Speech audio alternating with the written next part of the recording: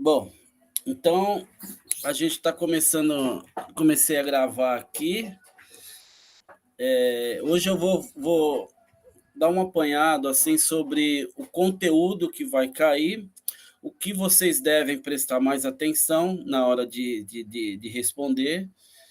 Não vai ser não é muito complicado, não, mas vocês têm que apresentar um domínio mínimo daquilo que foi pedido, tá bom? Então, como a Fabiola já chamou a atenção, vão ser 3 questões dos ciclos 1 e 2. É uma prova, a gente chama de prova dissertativa, mas na verdade não é bem uma prova dissertativa, porque prova dissertativa implica algumas questões assim próprias de resposta dissertativa, mas na verdade é responder, mas não é só falar é isso, acabou, não. Tem que desenvolver um pouco o tema. Então eu vou começar com vocês, tá bom? À medida que o pessoal for entrando, a gente vai conversando. Então, a unidade 1, vocês têm que prestar muita atenção, dar uma lida na questão da perspectiva. Vocês precisam estar com o entendimento do que é perspectiva à mão, porque a pergunta vai ser sobre perspectiva, né?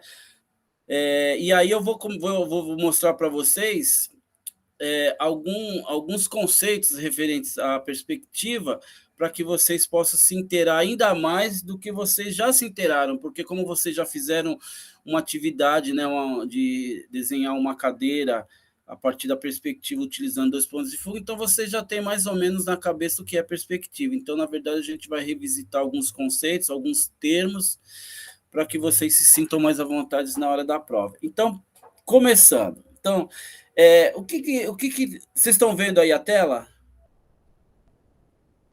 A tela está compartilhada para vocês? Ah, que bom. Então o que é o termo perspectiva, né? Então, como eu mostro aqui no slide, é uma maneira de você representar a profundidade espacial. Uma das maneiras de você representar, de você demonstrar num desenho, numa pintura, que há um espaço, embora seja numa tela, seja num papel, bidimensional, né, com altura e largura, embora o suporte seja bidimensional, mas uma das maneiras de você representar o espaço é por meio da perspectiva. Então, essa foto, por exemplo, desculpa, essa foto, por exemplo, vocês percebem que o prédio da esquerda e o prédio da direita se afunilam. Quer dizer, isso daqui é uma foto, não é um desenho, mas aqui você percebe o ponto de fuga, né? Convergindo lá para o centro da imagem. Então, essa foto aqui, ela já está. Ela é uma foto em perspectiva, não é um desenho, mas é uma foto em perspectiva.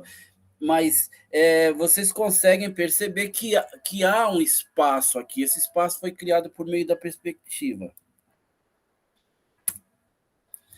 Então, é, então vocês têm esse desenho, essa imagem que eu mostro aí, eu tirei do caderno de referência de vocês, claro, para que vocês percebam que essa perspectiva é uma perspectiva com apenas um ponto de fuga. Então, quer dizer, é claro que eu não vou fazer uma pergunta tão simples assim. Qual a diferença entre a perspectiva com um e a perspectiva com 2 pontos de fuga? Porque aí a resposta já está implícita na pergunta. Então, não vou fazer. Mas é interessante que vocês percebam alguns conceitos aqui. Ó. Então, por exemplo, quando eu vou representar um cubo em perspectiva a partir de um ponto de fuga. Então, veja, reparem que parte sempre de um quadrado. É um quadrado, né? E aí, a partir do momento que eu puxo as linhas para o ponto de fuga, aí eu vou dar um volume para esse quadrado e aí ele se transforma em um cubo. Então, olha, sabemos que todas as faces de um cubo são iguais. Então, todas as faces, na verdade, são iguais. Mas quando a gente vai desenhar em perspectiva, elas não aparecem todas iguais, claro. De acordo com o ponto de vista em relação ao objeto e à linha do horizonte, é possível ver uma, duas ou né, no máximo 3 faces em posições diferentes. Então, na hora que vai desenhar, vocês precisam estabelecer essas diferenças, construindo um cubo de maneira tridimensional, independentemente da perspectiva. Então, quer dizer, dependendo, né, do posicionamento, essa imagem aqui, o desenho do homem aqui, ele está bem em frente do ponto de fuga. Então, quer dizer, esse primeiro cubo que está bem no meio, a gente só enxerga a parte de cima, né, em relação à linha do horizonte. Esse cubo aqui, o A, né, eu estou falando do cubo B está bem no centro, está bem centralizado. Já o cubo A, ele está deslocado para a esquerda. Conforme eu desloco para a esquerda, então essas 2 faces do cubo vão aparecer. E a mesma coisa acontece com o C. Se eu desloco um pouco para a direita, essas faces da esquerda vão aparecer. Se eu desloco para a esquerda, as faces da direita vão aparecer. Então, isso daqui é uma questão básica da representação em perspectiva a partir de um único ponto de fuga. Então, quer dizer, dependendo do seu posicionamento, você vai enxergar de uma maneira diferente. Essa é a característica mesmo da representação em perspectiva, claro.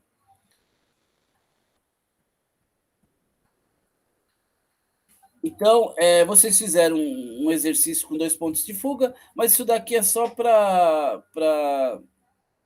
reforçar, né? Então, quer dizer, todas as linhas aqui eu tenho um quadrado. A partir do momento que eu puxo 1, 2, 3 linhas, o que era um quadrado, que não tinha profundidade nenhuma, era um corpo bidimensional, ele passa a ser tridimensional por causa da perspectiva, porque mais para frente a gente também vai ver como que um objeto se torna tridimensional, só que não por meio da perspectiva. Então, isso eu queria que você ficasse bem claro para vocês. Quem já sabe, tudo bem, mas quem não sabe, a perspectiva, então, é um dos modos de representar o objeto, de transformar o objeto de bidimensional em tridimensional, puxando todas as linhas para o ponto de fuga. Gente, deixa eu só fazer um comentário bem rápido aqui.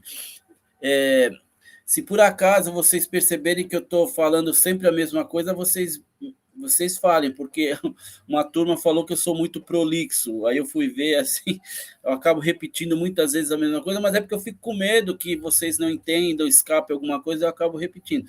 Então, se por acaso vocês perceberem, Melissa, me avisa, viu? Tá bom? Me falaram isso, aí eu fiquei preocupado, tá bom? Aí eu fico com medo. Vou muito rápido, alguém pode reclamar. Se eu vou mais assim, falo, repito, eu reclamo. Mas enfim. Então é isso, tá bom? Então, acho que essa aqui ficou claro, né? Quer dizer, quando você tem. Primeiro você tem um quadrado, esse quadrado está num suporte, né? Está num plano bidimensional. E como eu transformo ele, passo ele de bidimensional para tridimensional? Quando eu uso a perspectiva, quando eu puxo todas as linhas para um único ponto de fuga, e aí eu de um quadrado eu transformo em um cubo. Então, esse daqui é uma representação bem clássica, né? Vocês podem reparar que aqui eu tenho uma rua, tenho vários prédios e todas as linhas do prédio, né? Todas, né? Convergem para o mesmo ponto de fuga. Eu reparei que algumas pessoas, ao fazer a atividade lá de desenhar a cadeira, tiveram uma certa dificuldade de perceber isso. Algumas linhas convergiam para os pontos de fuga, mas outras não. Então, gente, todas as linhas têm que convergir para o ponto de fuga, senão vocês não conseguem o efeito desejado. Então, digamos que caia uma pergunta assim, né? Explique as características de uma perspectiva em ponto de fuga, né? Elabore um texto sobre a perspectiva a partir de um ponto de fuga. Então, eu tirei uma parte aqui do material que já daria conta se fosse essa pergunta, né? Aqui, a perspectiva com um ponto de fuga, também conhecido como perspectiva renascentista ou perspectiva central. Por que perspectiva renascentista? Porque foi no Renascimento que criou esse modo de representação. Era como se os artistas olhassem por uma janela, então tudo convergia para um determinado ponto de fuga. Isso foi muito utilizado no Renascimento, mas no Renascimento, porque a gente, vocês sabem, né, o Renascimento dividido em três partes, assim, o Trecento, Quattrocento e Cinquecento, né? Eu gosto de usar essas palavras italianas que eu acho bem sonoras. São as únicas que eu sei falar. Então, quer dizer, no auge, assim, né, foi muito. É lógico que foi um processo, né? Mas no auge, né, de Leonardo, Rafael, que usavam bastante perspectiva, você percebe bem tudo convergindo para o mesmo ponto de fuga. Então é por isso que é chamado também de perspectiva renascentista. E outro, por que perspectiva central? Porque, claro, tudo converge para o mesmo ponto que geralmente está no centro do quadro, está no centro do desenho. Então, se fosse uma resposta, seria essa. É o primeiro modo de perspectiva exata, que se baseia em um ponto de fuga situado na linha do horizonte, para o qual convergem as retas paralelas que, ao serem transformadas em diagonais no quadro, sugerem profundidade. Então, isso precisa ficar bem claro. A perspectiva é utilizada para sugerir, para criar um espaço no quadro, no desenho, né? Agora, esse é um dos modos de você criar ilusão espacial. Tudo bem por enquanto até aí, gente? Tranquilo? Querem fazer alguma observação? Faça agora ou cale-se para sempre. Não é complicado isso daqui, não. Eu acho que até facinho. Agora a gente vai entrar num outro modo, né, de representação, que é o que vocês, eu acho que se sentem mais à vontade, porque vocês fizeram uma atividade assim, né? Então, quer dizer, ao invés de vocês terem. Os elementos são os mesmos. Vocês vão ter um ponto de fuga, vocês vão ter um observador. Ou, aliás, desculpa, os elementos são os mesmos, só que ao invés de vocês terem um ponto de fuga, vocês vão ter dois pontos de fuga. Mas o observador, o objeto, vão ser os mesmos. Agora, o que diferencia? Claro, você tem uma linha central aqui, né?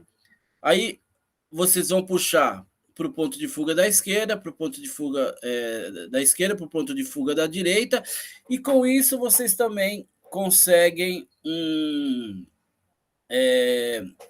um cubo, na verdade. Só que a diferença é que, vocês já perceberam, a gente não parte de um quadrado. Na perspectiva com um ponto de fuga, a gente parte geralmente de um quadrado. Aqui não, a gente parte de uma linha, né? Essa linha aqui, ó. Quando eu passo o cursor, vocês veem? Quando eu passo o cursor aqui, vocês enxergam ou não? Ah, tá. Então tá. Então vou mostrar com o dedo, tá bom? Com o dedo também não dá. Mas enfim, vocês têm uma linha, né? Uma linha central. Aí vocês vão ter, claro, a parte de cima, a parte de baixo. E aí as linhas vão para os pontos de fuga da esquerda e da direita. E com isso a gente consegue a famosa profundidade. Então, a diferença é essa, é que aqui a gente utiliza dois pontos de fuga e na perspectiva renascentista central, a gente usa um único ponto de fuga. Mas o princípio é o mesmo. Agora, algumas pessoas tiveram muita dificuldade de fazer a cadeira por isso, porque não perceberam que primeiro você tem que estruturar a imagem construindo um cubo, só depois é que você transformaria aquele cubo, né, aquelas linhas iniciais, em uma cadeira. E alguns alunos acabaram confundindo e fizeram um desenho de observação e depois puxavam as linhas. Aí, claro, conceitualmente não era isso. Então, a figura, as linhas acabavam não convergindo para os mesmos pontos de fuga. Então, esse daqui é um desenho do Escher, né? Eu até puxei umas linhas aqui para vocês perceberem. Vocês podem até falar, mas as linhas não convergem para o mesmo ponto de fuga. Convergem sim, é que a imagem acabou, o espaço, né, acabou, aí eu não pude puxar. Mas se a gente prolongar as retas, vocês vão ver que elas vão se encontrar, né? Igual aqui na direita vocês acabam. Então, quer dizer, isso daqui é um desenho muito bacana do Escher, que ele utiliza basicamente dois pontos de fuga para criar, né, essas ilusões, né, essas imagens dúbias, né?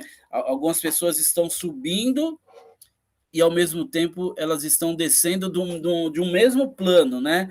Aí é isso que é bacana, essa ilusão de ótica que o Escher acaba, que ele consegue criar. No mesmo plano, ele representa pessoas subindo e descendo ao mesmo tempo. Algo muito difícil de acontecer.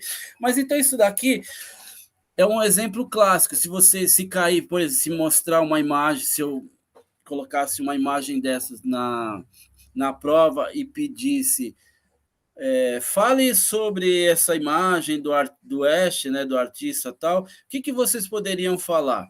Então, vocês poderiam falar basicamente isso, que a figura foi feita a partir da perspectiva com dois pontos de fuga, e aí o artista consegue criar essa ilusão de que no mesmo plano as pessoas sobem e descem no mesmo plano, mas basicamente isso daqui é só um exemplo. É lógico que aí vocês teriam que olhar mais elementos, mas não vai cair essa questão aqui. Mas é só para vocês perceberem que se cair, é só a perspectiva está muito nítida aqui. Não há como fugir muito, tá bom? Bom, então, só para ficar claro, então eu tenho essa perspectiva, esse modo de representação. Isso aqui eu queria que vocês prestassem bastante atenção. Se cair na prova, vocês já vão matar. Então, por enquanto, eu falei de uma perspectiva que é uma perspectiva linear. Por que linear? Claro que a gente usa basicamente linhas para criar a sensação de profundidade. Basicamente as linhas. Então, vamos ler aqui. Ó. A perspectiva linear pode ser definida como a representação de uma imagem que esteja relacionada entre si e que, por sua vez, será percebida pelo observador a uma certa distância. Na arte, podemos encontrar essa representação em linhas paralelas que parecem convergir, dando assim uma ilusão de distância e profundidade. Então, quer dizer, aqui vocês já têm. É claro que vocês não vão colocar só isso, né? Vocês vão investigar, explorar um pouco mais. Mas, basicamente, é isso daqui. Na perspectiva linear, vocês têm linhas, né? Vocês têm um observador, né? O observador observa, claro, essa imagem de uma certa distância, e a gente percebe linhas paralelas que convergem para o mesmo ponto de fuga. E por isso a gente tem essa ilusão, essa sensação de profundidade. Então, grava bem. Todas essas imagens que eu mostrei, que eu falei, que eu comentei com vocês, elas todas se encaixam na perspectiva linear. Claro, que eu uso linhas para dar a sensação de profundidade. Agora, como eu falei, não existe só essa perspectiva, né? Existe uma outra chamada perspectiva atmosférica, que quem usava muito era o Leonardo da Vinci. Vamos ver aqui, olha. A perspectiva atmosférica é um método por meio do qual se pode obter a profundidade baseando-se nas alterações das tonalidades por influência do ar. Então, quer dizer, não sei se vocês tentam. É que eu não pus a imagem aqui, mas como é uma imagem conhecida, eu não pus. Mas se vocês quiserem, depois vocês dão uma olhada. Se vocês olharem a Mona Lisa é um exemplo clássico. Né? Vocês têm a imagem central, e lá no fundo vocês têm algumas paisagens, e essas paisagens não estão totalmente nítidas, elas são indefinidas. Por quê? Por causa da ação do ar. Por isso que esse tipo de representação é chamado de perspectiva atmosférica, porque ela não é dada por meio de linhas que convergem para o mesmo ponto de fuga, mas ela é conseguida por meio das alterações das tonalidades por influência do ar. Então, voltando aqui, desse modo, a luz, ao ser refletida pelos objetos que viajam no espaço, faz com que as relações tonais se tornem frias e pouco saturadas pela ação atmosférica. O que quer dizer? se tornem mais frias e pouco saturadas pela ação atmosférica. Porque quanto mais longe o objeto estiver, mais vocês vão ver, vai ter o ar, né, entre você e o objeto. Então, esse ar vai criar uma indefinição na imagem. Por conta dessa indefinição, é que você sabe, é que você tem a sensação de que o objeto está lá no fundo. Tá bom? Então, se cair essa pergunta, basta vocês, com o conhecimento que vocês já têm, elaborar um pouco mais, porque isso daqui é só o básico, a partir daí vocês podem elaborar, mas é basicamente isso. Na linear, as linhas convergem para um mesmo ponto de fuga, e com isso vocês têm a sensação de profundidade. Na perspectiva atmosférica, vocês não têm essas linhas, mas vocês têm o quê? Entre vocês e o objeto, vocês têm o ar, vocês têm a atmosfera, e essa atmosfera faz com que você entenda que o objeto está distante. Então, essas são essas duas perspectivas que eu gostaria de ressaltar para vocês, tá bom?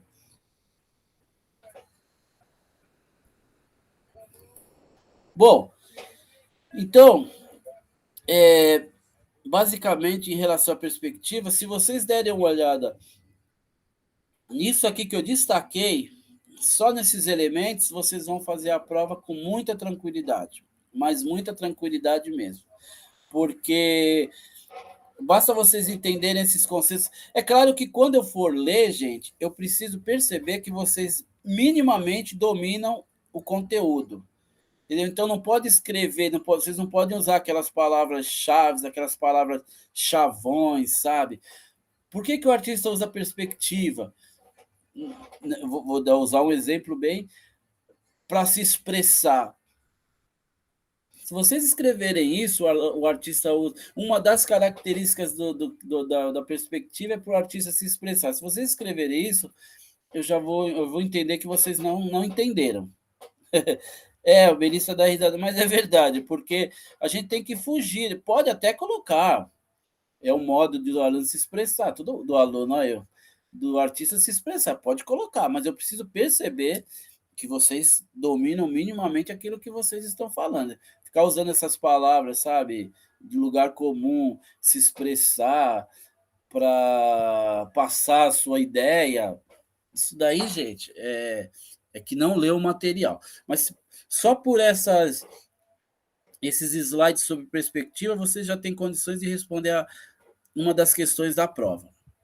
Agora, a gente vai falar de um outro tema que também faz parte da unidade 1,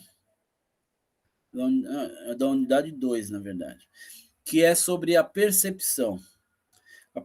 A percepção é um assunto bem interessante, principalmente para quem gosta de desenhar, né? Para quem percebe os detalhes das coisas, gosta de representar olhando os detalhes e tal. Porque uma coisa é vocês representarem, por exemplo, uma paisagem no seu todo, né? No todo. Outra coisa é vocês prestarem atenção nos detalhes, né? Aqueles fragmentos que às vezes passam despercebidos. Então, isso tem a ver com a percepção. E o interessante é que, como eu escrevo aqui, olha, isso também é um processo de cognição, né? A percepção é um processo de cognição. Por quê? Porque, como postula esse Arnheim, nem sei se é assim a pronúncia do nome dele, a percepção visual é um modo de pensar, é um pensamento. Tanto é que a gente tem um livro clássico, né, do Herbert Reed, que ele fala, né, educação pela arte, é nesse sentido também, né? Quer dizer, porque é um modo de pensar. Pensar visualmente é tão importante quanto, por exemplo, pensar matematicamente, pensar por meio dos livros, dos números, pensar por meio das palavras. Então, pensar por meio de imagens, né, a partir de uma percepção visual, é muito importante, é um processo cognitivo também. Eu sei que vocês já sabem disso, mas não custa nada reforçar. Então, só que dentro dessa questão da percepção, a gente tem alguns elementos que são interessantes. E dois deles a ambiguidade e o cansaço visual. Alguns artistas utilizam essa ambiguidade na hora de fazer seus desenhos, suas pinturas, ou seja, a ambiguidade passa a ser uma técnica, passa a ser uma poética, passa a ser uma característica do artista. Eles investigam, eles se aprofundam nessas questões da ambiguidade para criar a obra deles. Então, o que é a ambiguidade? Indica uma condição voluntária ou involuntária, por isso que eu digo que alguns artistas eles usam isso e transformam essa ambiguidade, essa ambiguidade passa a ser a poética deles, né? Então, quer dizer, é uma coisa voluntária, mas também pode ser involuntária, de incerteza, uma condição de suspensão e de espera, de imprecisão e às vezes de significação múltipla. Essa imagem aqui, ela é clássica, né? Em psicologia a gente vê muito, né? Eu sei que vocês não perceberam, né? Mas eu vou mostrar para vocês, né? que, que é um vaso que a gente também enxerga a velhice da que a gente enxerga, né? Que são dois rostos, né? Duas cabeças, né? Então, essas duas cabeças formam um vaso. Isso, então, a gente tem uma figura ambígua nesse sentido, porque ao mesmo tempo, né, que é um vaso, também são cabeças, rostos de pessoas. Então, basicamente, isso daqui é a ambiguidade. Agora, a gente tem uma outra questão que eu também acho muito interessante, que é quando você causa um cansaço visual, ou seja, a imagem é feita de uma maneira tal que você não consegue decodificar a imagem. É claro que se eu perguntar para vocês a figura da esquerda, o que é a figura da esquerda? Claro que vocês vão me falar que é um cubo. E a figura da direita? Claro que vocês vão me falar que é uma escada. Agora, essa mensagem, como diz o texto aqui, é feita de tal modo que cria uma fadiga visual, um cansaço visual. Se eu perguntar para vocês, esse cubo está com a face para frente, para baixo, ou para trás, ou para cima? Como que vocês enxergam essa imagem da esquerda, o cubo? A face dele está para baixo ou a face dele está para cima? Eu digo em primeiro plano. Na verdade, não dá, você não. Exatamente, olhando de cara para cima. Só que eu, por exemplo, já vejo ele para baixo. Então, quer dizer, isso também dá para ver por baixo. Então, quer dizer, isso é ambiguidade para você conseguir enxergar. Por isso que fala decodificar o objeto. Para você conseguir decodificar o objeto em termos de imagens, né? Você precisa prestar muita atenção e é como se você tivesse que isolar algumas faces do cubo para que você enxergue da maneira que você quer enxergar, ou seja, a Melissa já enxergou ele para cima, eu já enxerguei ele para baixo, eu não sei como a Fabiola enxergou, mas ou seja, isso daqui é uma questão de cansaço visual por isso, porque você não, à medida que você olha assim, você não consegue decodificar a imagem logo de pronto, imediatamente. Você necessita de um certo tempo. A mesma coisa a figura da esquerda.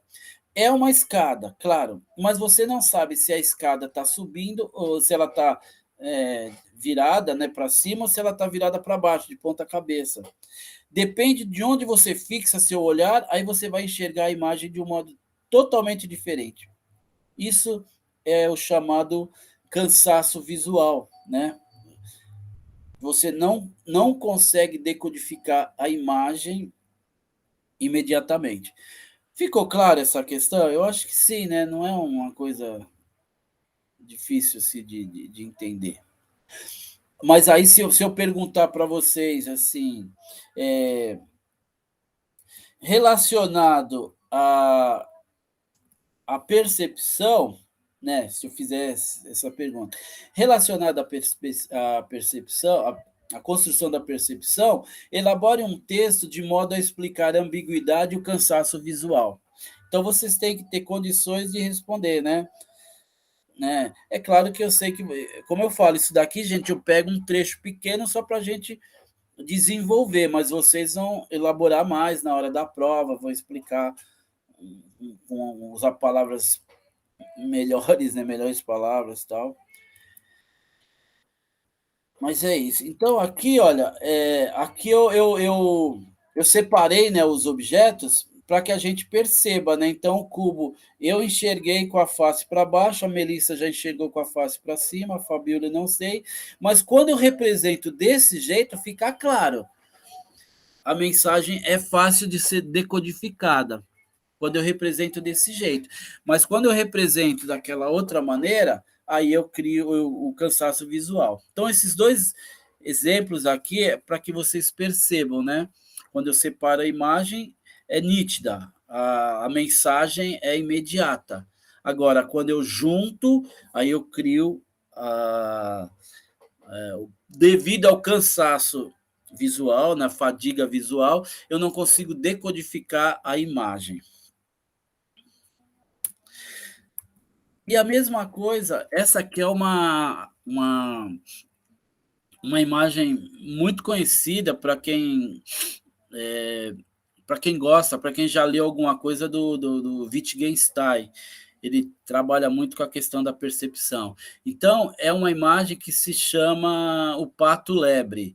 Então, tanto você enxerga um pato, como você enxerga uma lebre. Mas o que eu acho mais interessante dessa imagem é por causa da explicação que o Wittgenstein dá dessa imagem. Então, olha, segundo ele, há uma grande diferença entre ver a figura de uma lebre ou a figura de um pato e ver a figura da lebre-pato. Então, para ele, não é. Isso é muito interessante, porque algumas pessoas podem falar assim, né? Depende de cada um. Algumas pessoas vão enxergar uma lebre, algumas pessoas vão enxergar um pato, então depende muito da pessoa. Só que o Wittgenstein acha que não é isso. Que, na verdade, se você enxerga uma coisa ou outra, você deixa de perceber que a figura ela é uma lebre-pato. Os dois animais ao mesmo tempo, não é um ou outro. Mesmo que diante de tal pato lebre, ora vejamos uma lebre, ora vejamos um pato. Então, segundo Wittgenstein, a resposta é a cabeça, lebre, pato.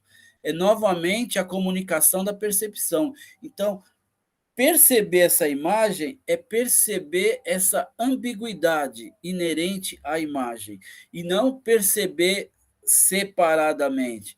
Eu posso ver uma lebre, eu posso ver um pato. Vocês têm que olhar a imagem, a percepção tem que ser de quê? De que é uma imagem pato-lebre e não horas pato, hora lebre. Não sei se fica meio confuso isso. A resposta teria que ser é uma lebre? Não é. Se tivesse dito é uma lebre, a ambiguidade teria escapado e eu teria relatado a percepção, entendeu? Então, quer dizer, a percepção que ele quer que a gente tenha não é a percepção de uma coisa ou de outra coisa, é a percepção da ambiguidade do objeto. Ele é ambíguo, ele é uma lebre, pato ao mesmo tempo. Ele não é uma coisa ou ele é outra coisa.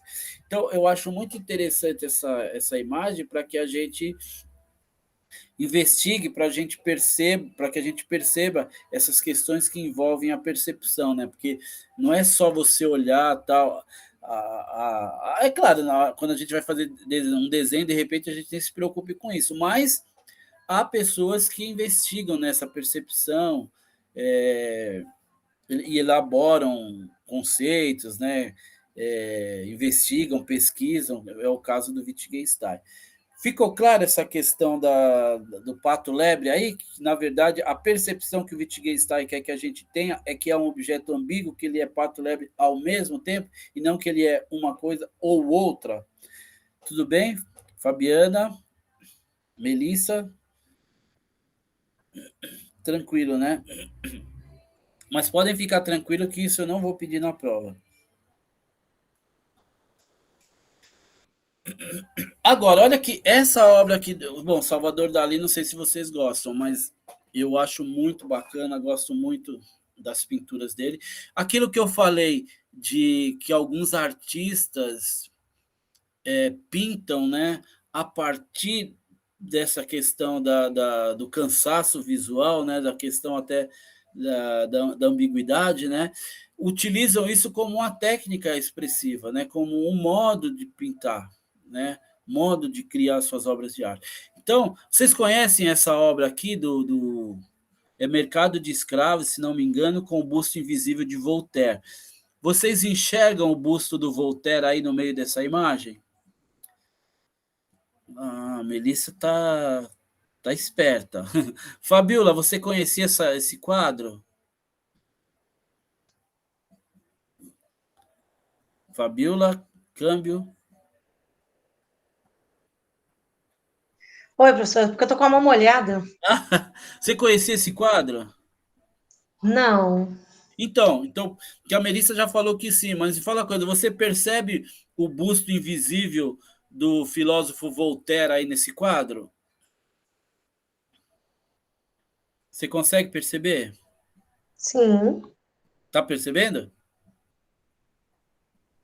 Então, sim.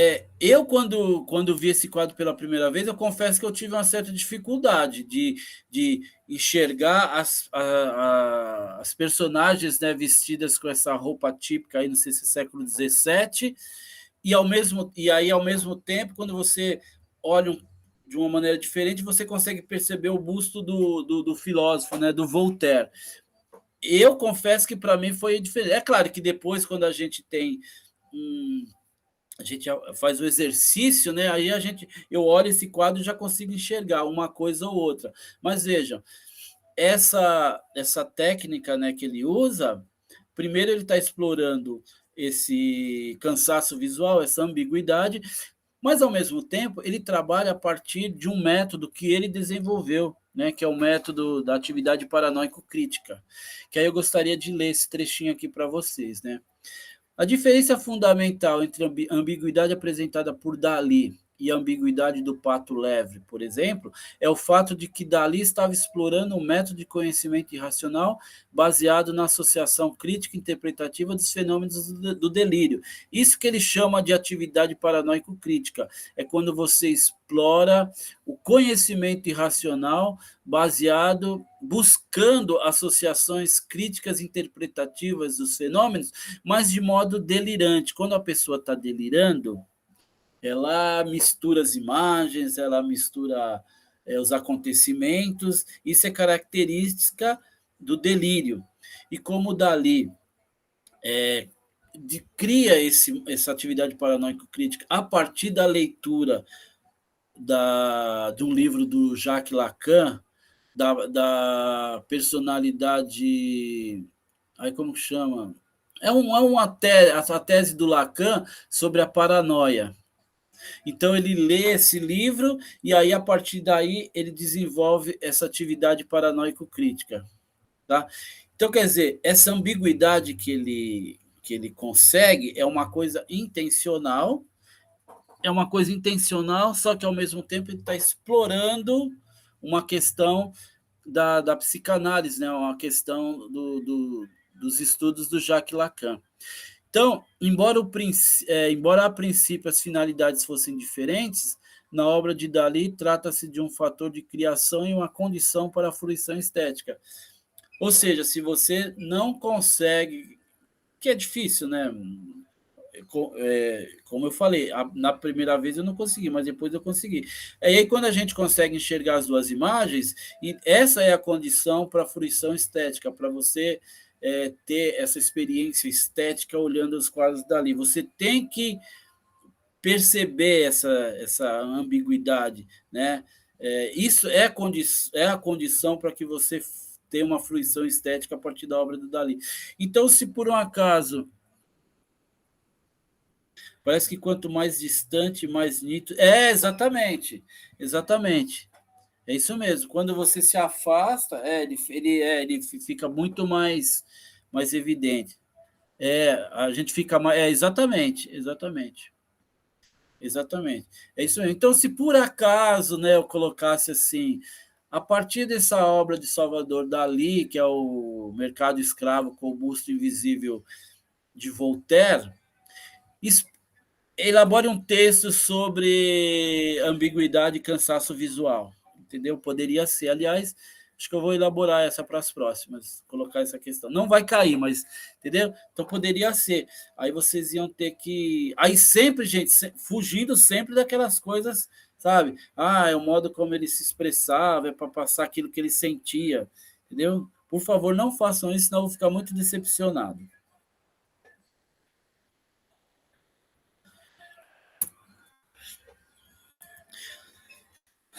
A Melissa dá risada.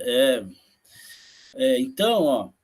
Ah, tá. Então, outra coisa também que eu quero que vocês não façam na prova de vocês é, por exemplo, se eu perguntar sobre ambiguidade e cansaço visual, por favor, respondam sobre ambiguidade e cansaço visual.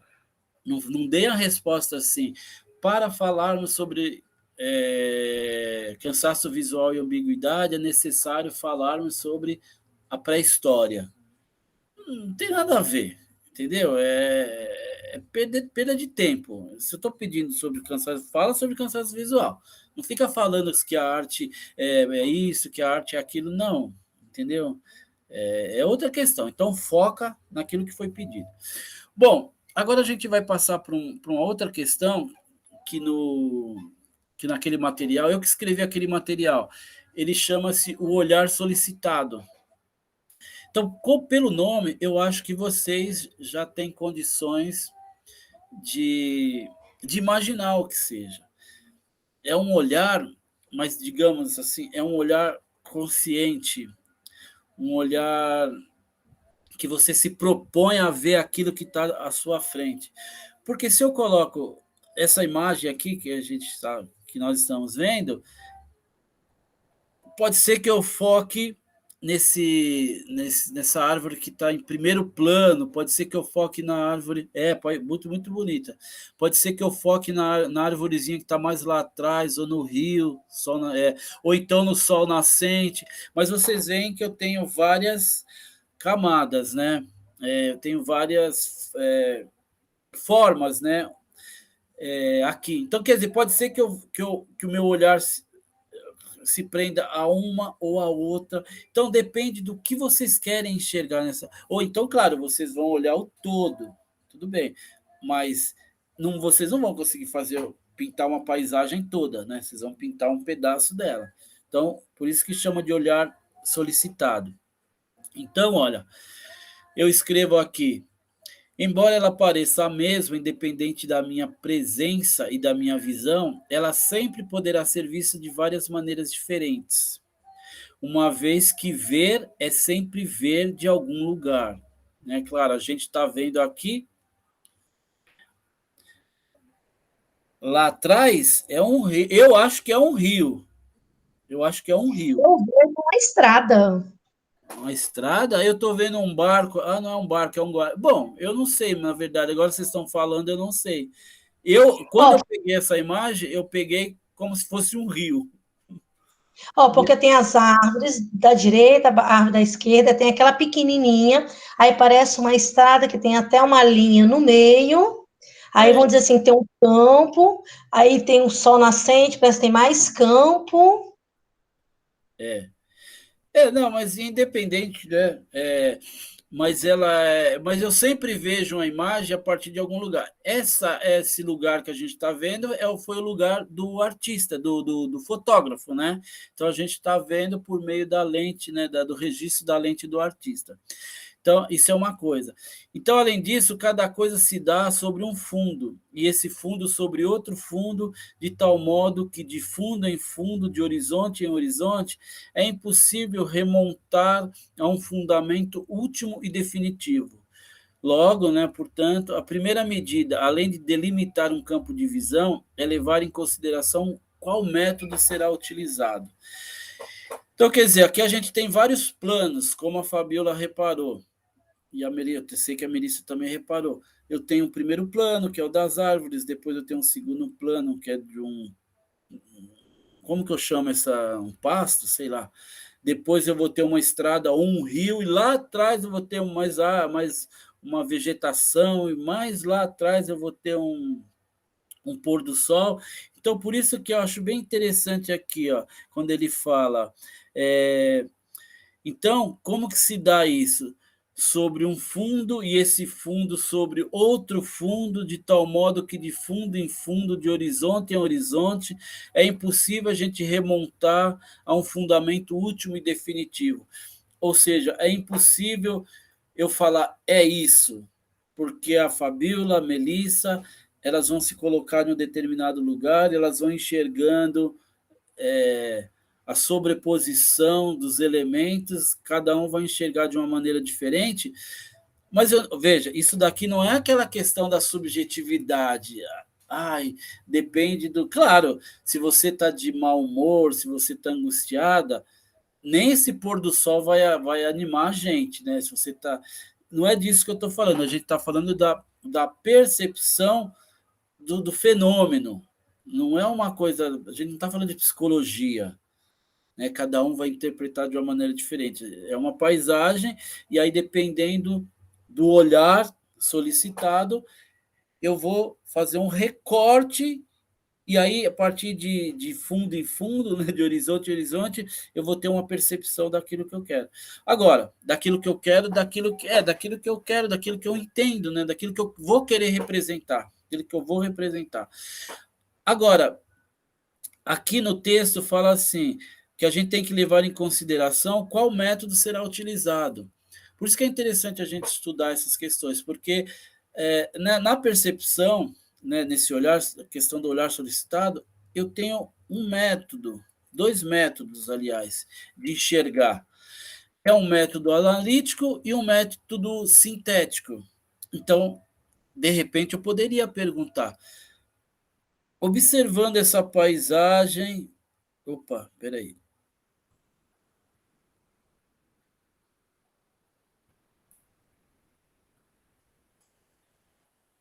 Ué, o que eu fiz aqui?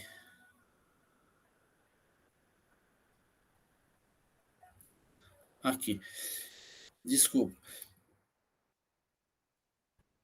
Eu poderia, né, colocar essa mesma imagem e colocar esse mesmo texto aqui e explicar. Devemos levar em consideração quais métodos a gente deve levar em consideração na hora de delimitar o campo de visão.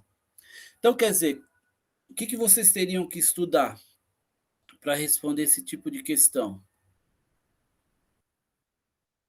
Vocês teriam que falar o seguinte, que existem dois métodos, né? Um método analítico e um método sintético. E explicar um pouco, porque um dos dois é o mais apropriado na hora de fazer um desenho, na hora de fazer uma pintura. Então, o que seria o modo analítico? Ele fragmenta o campo perceptivo em partes ou detalhes, estudando cada um separadamente. Então, gente, esse olhar solicitado que a gente está falando, claro que é um olhar de quem desenha, de quem pinta, né, de quem vai propor uma atividade para os alunos, e quer que os alunos percebam A ao invés de B. Então, a gente tem que levar, tem que ter muito claro esses métodos aí de observação, de delimitação, né, da imagem. Então, por isso que é interessante a gente ter um domínio mínimo desses termos. Então, o analítico, ele fragmenta o campo. Por isso é mais propenso a ilusões visuais, uma vez que o indivíduo corre o risco de ignorar o todo. Então é interessante, de repente pode cair isso na questão, né? Quais as implicações da utilização do método analítico na hora de delimitar o espaço? Qual é a ou as implicações? Então, aqui você já tem uma resposta que vocês já poderiam desenvolver. Um dos problemas do método analítico é que o indivíduo corre o risco de ignorar o todo. Então, quando você, né, foca, quando você presta atenção a um detalhe, claro, você corre o risco de perder o todo, claro.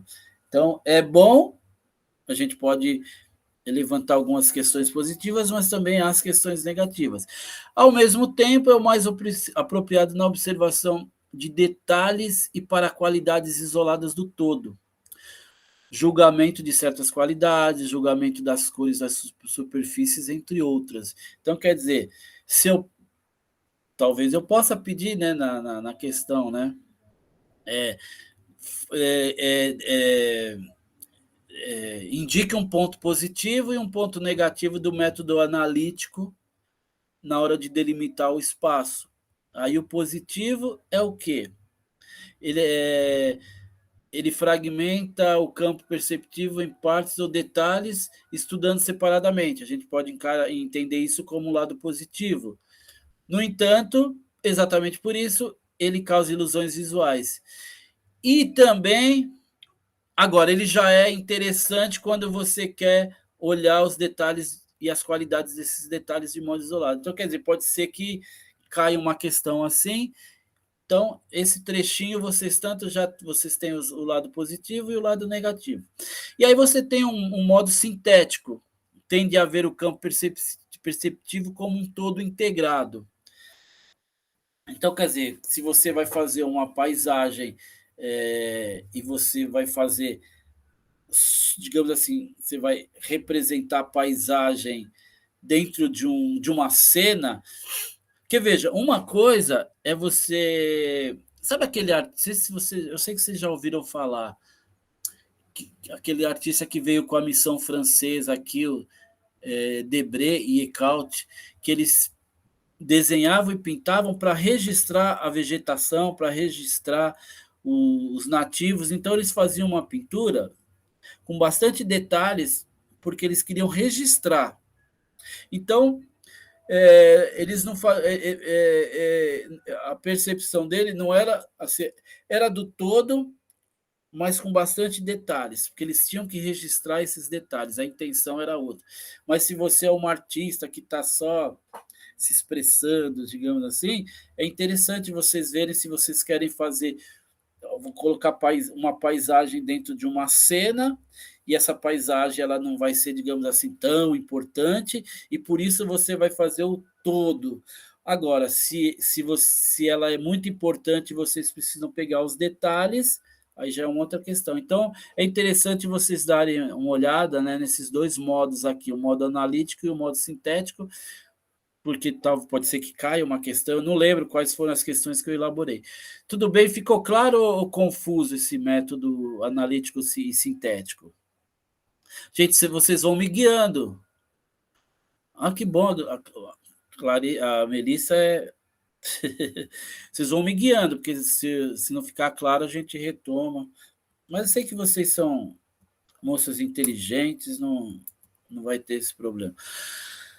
Agora, uma outra questão que está no ciclo 2, é a questão da. Isso aqui é interessante vocês saberem. Qual é a diferença entre expressão direta e expressão simbólica? Vocês conseguiriam explicar para mim o que é uma expressão direta e uma expressão simbólica? Digamos que caísse na prova. Explique a diferença entre expressão direta e expressão simbólica. Fabiola, que está com o microfone aberto aí, conseguiria?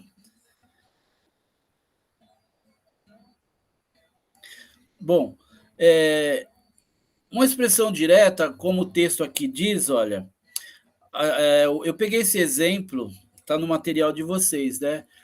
O grito e a oração compõem signos, ou seja, eu grito, né, porque eu bati em alguma coisa, então esse grito ele é um signo, por quê? Porque ele demonstra, ele está no lugar de uma dor que eu estou sentindo, né? Então o grito ele é um signo. E a oração também é um signo. Então os dois, o grito e uma oração, são signos. Só que ambas remetem a uma gênese psíquica, o luto experimentado por quem proferiu, né? Quer dizer, os dois, tanto o grito, né? Sei lá, eu fiquei sabendo que alguém sofreu um acidente, aí eu grito, né? De desespero. Isso é uma expressão direta daquilo que eu estou sentindo. Eu fiquei sabendo da notícia, a notícia me tocou de tal maneira que foi imediata. Não acredito. Isso é uma expressão direta do acontecimento, né?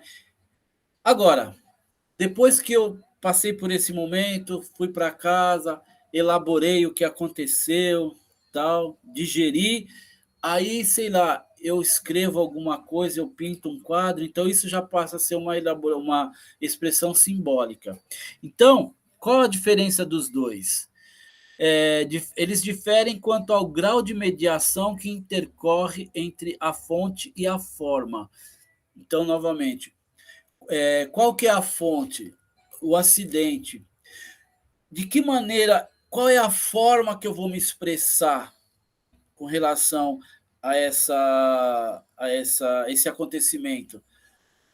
De uma maneira direta, eu vou gritar, eu vou me desesperar. De uma maneira simbólica, eu vou escrever alguma coisa, eu vou para a igreja, vou orar, tal. Então, no primeiro caso, a expressão é direta, imediata, podendo-se chamá-la com propriedade de projeção ou efusão emocional. Então, quer dizer, na expressão direta, vocês têm uma projeção emocional. O emocional, ele aflora de uma maneira muito imediata, né? Muito rápida. Você reage rápido àquela cena e você se manifesta, né? E o signo que você se manifesta é um grito, por exemplo, né? Ah, tal. Isso então, é uma coisa. Agora, no segundo caso, aí já é uma expressão articulada e ela pode ser pela escrita, pode ser com um quadro, quer dizer, é como o nome está dizendo, por meio de símbolos você expressa aquela dor que você sentiu naquele momento, mas só que agora você já digeriu, né? Você já, digamos, se conformou e aí você, como que você vai reagir diante daquele fato? Você vai reagir por meio de símbolos, né? E aí quem pinta vai pintar, quem desenha vai desenhar, quem canta vai cantar. Então isso aqui é interessante vocês saberem. Explica a diferença entre expressão direta e expressão simbólica diante de um acontecimento qualquer, diante de uma tragédia, não sei. É claro que aqui não tem espaço, mas aí a gente pode. Há questões que, por exemplo, algumas pessoas. O que aconteceu é tão terrível que a pessoa não tem palavras para descrever aquilo, e aí usa uma palavra chamada sublime. Sublime é algo tão terrível que você não tem palavras para descrever. Também é uma forma de se expressar, entendeu? É uma categoria estética o sublime. Mas, enfim, aqui o que cabe para a gente é vocês entenderem essas duas expressões, a direta e a simbólica. Tá bom? Então, por exemplo, esse quadro do Van Gogh, questão quiz, de quem como chama esse quadro? Quem vai responder? Qual o nome desse quadro, gente?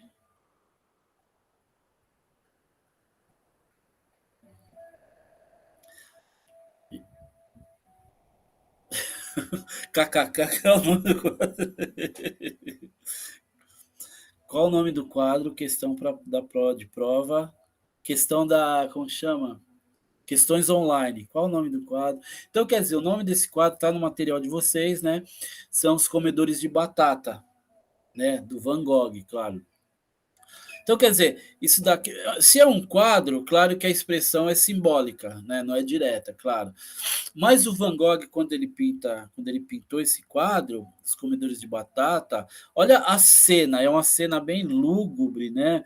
Uma cena bem depressiva até, você vê que ele usa tons escuros, tal. E o que ele queria com esse quadro, né? Se vocês pegarem qualquer livro aí de história da arte, a descrição é mais ou menos assim, que ele queria que a gente percebesse as condições nas quais os trabalhadores trabalhavam. Quer dizer, eles tiravam o sustento deles da terra. Então, isso tudo ele queria passar. Então, no quadro, na explicação que ele mesmo dá para o quadro, ele fala o seguinte: se as pessoas, são palavras dele, se as pessoas cheiram a bosta, no quadro a gente tem que perceber isso, entendeu? Então, quer dizer, é uma expressão simbólica, claro, mas é uma expressão que ele queria se aproximar o máximo possível do realismo, no sentido, não realismo fotográfico, que não é, claro, mas é um realismo no sentido de que a gente percebesse as condições sofridas, né, condições sofríveis nas quais os trabalhadores retiravam o alimento. Então, por isso que os comedores de batata passam essa imagem bem depressiva. Eu acho que é uma imagem bem depressiva, né? Então, quer dizer, pode ser que eu coloque esse quadro do Van Gogh e peça. O quadro do Van Gogh vai ser um disparador para que vocês falem sobre a diferença entre expressão simbólica e expressão direta.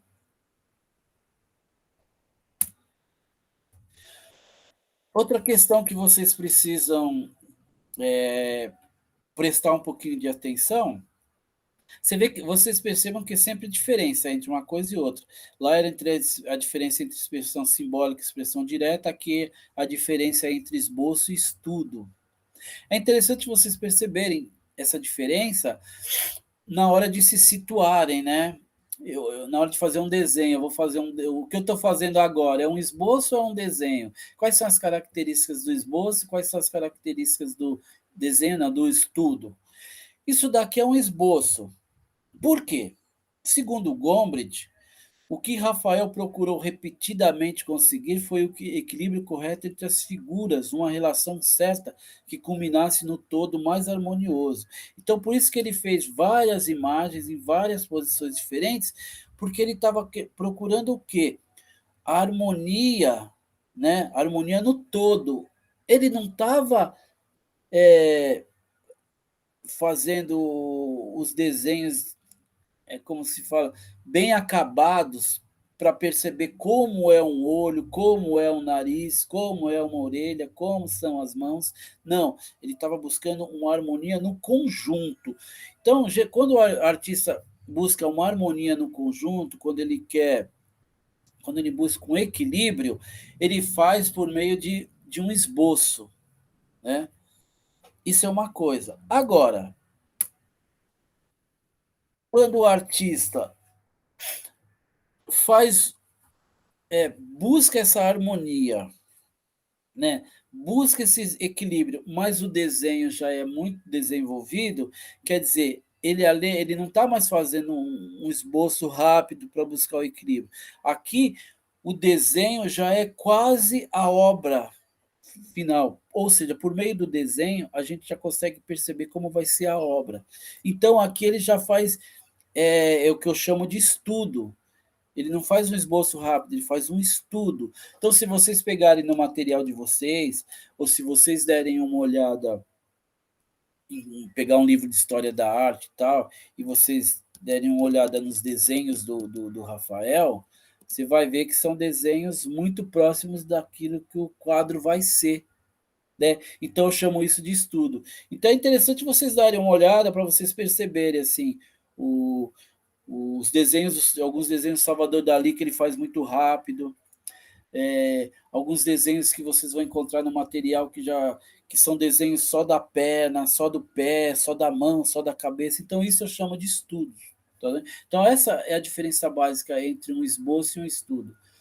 O esboço você busca uma harmonia, né, um equilíbrio entre os elementos que vão compor a obra, e o estudo você também busca esse elemento, só que você olhando para o desenho, você já vai perceber como vai ser a obra. Então, ó, aqui eu trago, olha. Observe que no estudo para a obra A Deposição de Cristo, já é possível antever o resultado final. Ou seja, Rafael não representou a dor de Cristo de uma maneira violenta. Ele se preocupou em transmitir um tipo de resignação dolorosa. Aí está uma das diferenças entre o esboço e o estudo. O estudo já traz as marcas da intenção do artista, ao passo que o esboço, como já foi dito, serve para organizar. Na realidade, podemos dizer que o esboço é um estudo também, porém com finalidades diferentes. Você pode até falar assim, é, Cadê? O estudo já traz as marcas, ao passo que o esboço, como foi dito, serve para organizar. Vocês podem até dizer assim, mas no estudo também serve para organizar. Serve, mas é como eu falei. Se vocês olharem a deposição de Cristo, o desenho já é praticamente como a obra vai ser, né? Então, quer dizer, talvez, não sei, talvez o Rafael até tenha feito esboços e tal, mas aqui, por exemplo, já é um estudo, que eu já sei como vai ser a obra. Agora, a gente vai estudar uma outra categoria, que também está no material de vocês, que é a diferença entre uma pintura linear e uma pintura. Ai, fugiu o nome. Ai, como chama?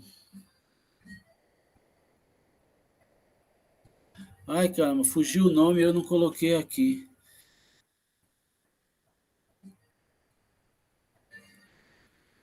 Ah, tá aqui. Então, a diferença. Nossa senhora, gente, às vezes acontece isso. A diferença entre uma pintura linear e uma pintura pictórica. Aí vai falar, mas como assim pintura pictórica? Se é pintura, só pode ser pictórica. Sim, mas no sentido de que são obras que, se vocês olharem, a gente já percebe a diferença, né? O da esquerda e o da direita. Vocês percebem? Na da direita, claro que eu tenho pintura, claro que eu tenho cor, mas o que predomina aqui é a linha que separa as formas de uma maneira bem clara. Quando a linha separa, eu vou dizer que a pintura é linear. Agora, na segunda, também há linhas, claro, é impossível não ter, mas não é o elemento primordial, o elemento chave. O elemento, a força está na expressão, a força expressiva está na massa. São as massas que separam os elementos, por meio da pintura sem a linha. Não é a linha que é o primordial. Então, se tivéssemos que carimbar os dois quadros, usaríamos carimbos diferentes, claro. Para o de Rafael, que é o da esquerda, usaríamos o carimbo de linear, pois ele procurou sua força expressiva na linha. Ao passo que para Pietro de Cortona, que procurou sua força expressiva na massa, usaríamos o carimbo de pictórico. Então, as obras do Renascimento, claro que sempre há exceções, mas no geral são obras lineares. Vocês olharem bem, vocês vão ver a linha como é nítida, separando os elementos. Agora, se vocês, dentro do Renascimento mesmo, se vocês olharem os quadros do Michelangelo, por exemplo, vocês vão ver que tem muito movimento. Por quê? Porque o elemento primordial já não é a linha, o elemento primordial é a massa. Vocês são aqui de São Paulo, Melissa e Fabiola? Estou perguntando isso porque eu fui para a exposição. Ah, tá, então, Melissa, eu fui para ver a exposição do. Ah, tá. Então, eu fui ver a exposição do Michelangelo lá no MIS, sabe? Aquela imersão, muito legal. E aí você vê a capela, tal, uma coisa é bem bacana. E ali você dá para perceber bem. É isso, isso. Eu fui, levei minhas filhas, foi bem bacana. E dá para vocês perceberem, a gente consegue perceber essa força expressiva não por meio da linha. A gente consegue ver essa força expressiva na massa, por meio da massa, por meio da pintura. Entendeu? Ah, é bem legal, né? Ah, Vitória. Ah, família de Vitória e Espírito Santo. Ah, tá. Ah, você é de. Ah, Vitória. Eu estive em Guarapari agora nas férias. Fiquei uma semana lá.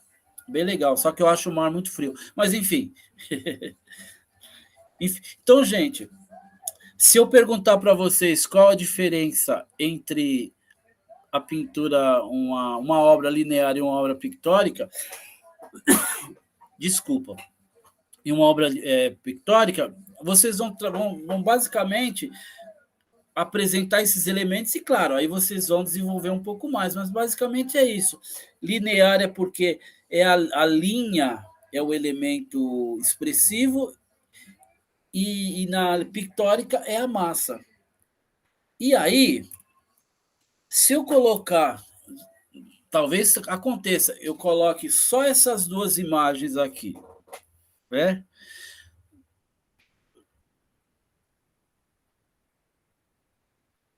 Ah, tá. Melissa, deixa eu te explicar uma coisa.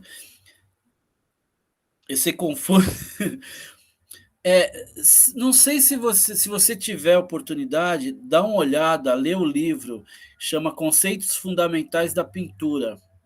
Eu posso passar para você depois o nome do autor. Chama Conceitos Fundamentais do Wolfling, já lembrei, Henri Wolfling. Inclusive, eu tirei esses termos, vou passar para você, eu tirei esses termos pictórico linear, eu tirei desse livro. A Melissa fala que se confunde, mas veja, não é que você vai usar esses conceitos para tudo quanto é pintura. São pinturas figurativas, não vai usar para pintura abstrata, entendeu? Então, quer dizer, serve bem para você falar sobre pinturas do Renascimento, do Barroco, Neoclássico, românticas, no romantismo, aí cabem, tá? Mas não é difícil. Você vai ver, com um pouquinho de treino, assim, se você comparar, você vai perceber muito, muito nitidamente essa diferença. Por exemplo, não, esse assunto eu acho muito bacana. Ó. Digamos que cai essa figura na prova de vocês. Está escrito assim, ó. A caricatura, né, na figura 56 mostra dois grandes artistas, Delacroix e Ingres, duelando. Note que Delacroix está segurando um pincel que representa a cor nas pinturas românticas e Ingres está segurando uma pena que representa a linha nas pinturas neoclássicas. Essa caricatura resume bem o posicionamento de dois artistas. Um defende o uso da cor e o outro defende o uso do desenho. Então, digamos que caia essa imagem na prova de vocês têm que ter condições de explicar por que, que o da esquerda, que é o Delacroix, segura um pincel e por que, que o da direita, que é o Angres, segura uma pena? Por que, que um segura um pincel e o outro segura uma pena? Vocês têm que ter condições de explicar que é porque o da esquerda, que é o Delacroix, que era um pintor da época do romantismo, né, das pinturas românticas, ele, é, ele priorizava a cor em detrimento do desenho, em detrimento da linha. Claro que tinha desenho, claro, na hora de fazer, mas ele não estava preocupado com a linha, estava preocupado com a cor. Por isso que ele segura um pincel. E aí o outro, que é o Angres, ele segura uma pena para demonstrar que, no caso dele, o elemento primordial, o elemento essencial é a linha, é um desenho bem feito para depois colocar a tinta. Então, se vocês olharem, vocês têm que conseguir decodificar essa imagem dessa maneira. Um privilegia a cor, por isso está segurando o pincel, e o outro privilegia a linha. Por quê? Porque uma das características da pintura neoclássica é exatamente isso. É o uso da linha, a linha que direciona o nosso olhar. É que eu não coloquei imagem aqui. Mas, gente, quando você acabar, que já está acabando, faz esse exercício bem rapidinho. Busca lá no Google, coloca lá pinturas românticas do Delacroix e coloca pinturas do Ingres, que é neoclássico. Ou então coloca lá romantismo e neoclassicismo. Vocês vão perceber nitidamente a diferença. Vocês vão perceber no neoclassicismo a linha muito bem definida, guiando o nosso olhar pela tela. Faz esse exercício que vocês vão ter bastante elementos. É quase certeza que essa questão caia. Não sei, né? Que eu não lembro mais. Mas então é isso, gente. Se vocês conseguirem perceber e explicar por que, que um usa o pincel e o outro usa a pena. Mas, gente, não vamos fazer só uma linha, né? Delacroix usa o pincel porque ele quer pintar, o outro usa uma pena porque ele quer desenhar, né? E é uma resposta muito pobre, tá? Não pode. Mas basicamente é isso. Agora, Poxa, ó, professor, você adivinhou minha resposta? não entendi. Você adivinhou minha resposta da prova? Ah, você não vai fazer isso, Fabio. Senão você é obrigado a escrever assim, resposta muito resumida, o aluno demonstrou domínio parcial do conteúdo estudado. Não, gente, pelo que a gente viu aqui, dá para vocês elaborarem um pouquinho mais, entendeu? Por exemplo, vocês podem usar, falar que o Delacroix priorizava a pintura, e aí, se observarmos bem, vamos perceber que entra naquela categoria do Wolff de pictórico.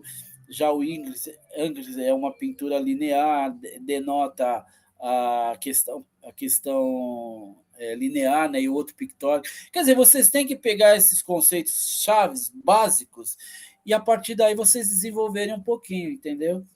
Por exemplo, que eu estava explicando para a Melissa, esses conceitos vocês não podem usar para obra abstrata, por exemplo. Né? Não, não é essa a ideia. São para obras figurativas.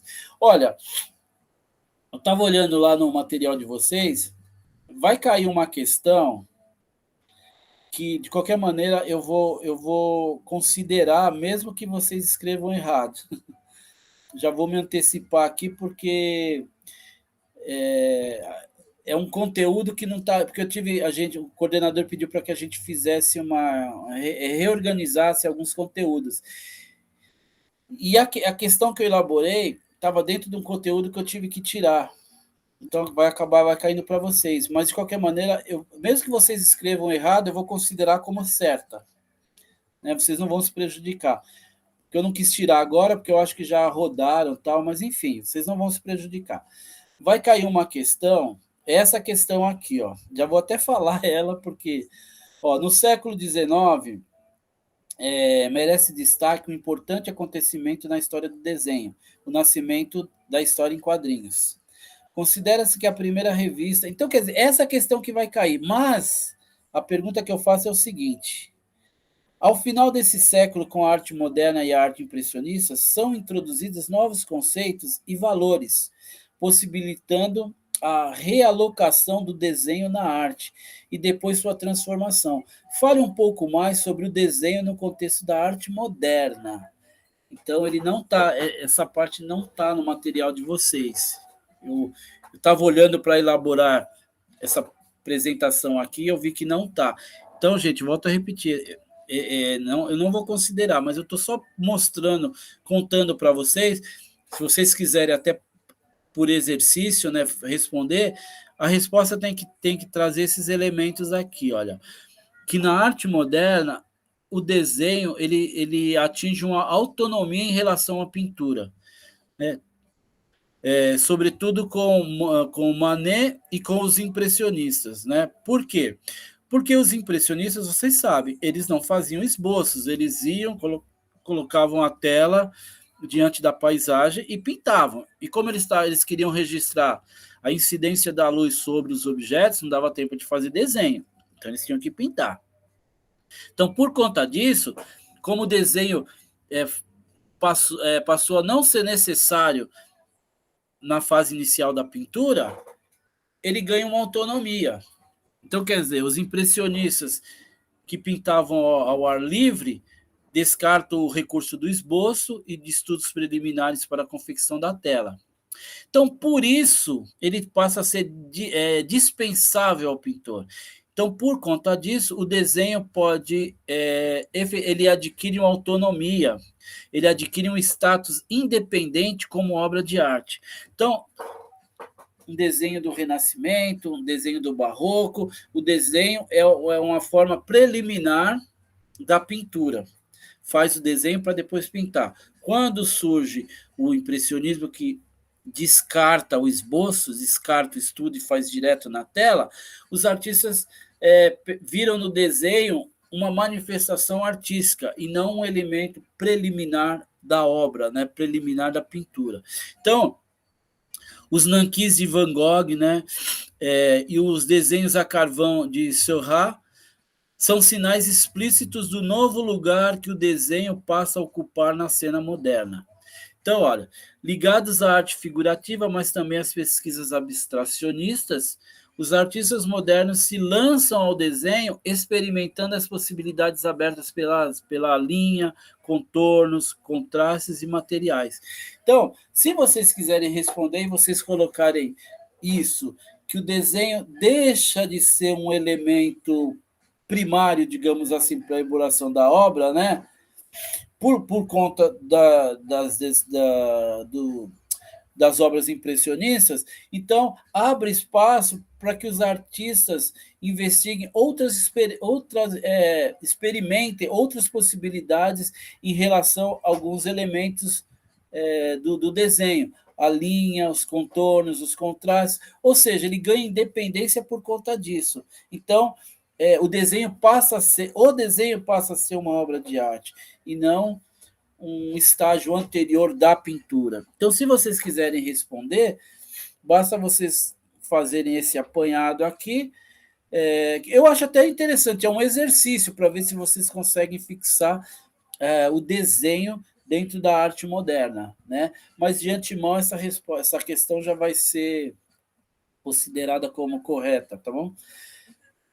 Gente, eu acho que eu falei demais. Vocês querem ter alguma coisa para apresentar? Porque o nosso tempo já está chegando ao final.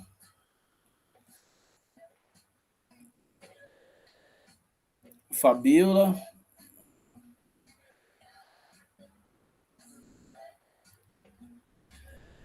Então, gente, se vocês não têm nada a acrescentar, eu vou encerrar a reunião agora, tá bom?